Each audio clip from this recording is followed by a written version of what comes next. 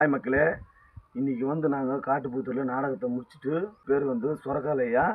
இவரும் ஒரு கலைஞர். இந்த சென்டர் கட்டை வாசிப்பார். அவ்வளோ அருமையாக இருக்குது. வீட்டானிக்கு நாங்களே கூப்பிட்டு வாசிக்க சொன்னோம். ஒரு பாட்டு வாசிக்கிறாருப்பார், நீங்களே கேளுங்க.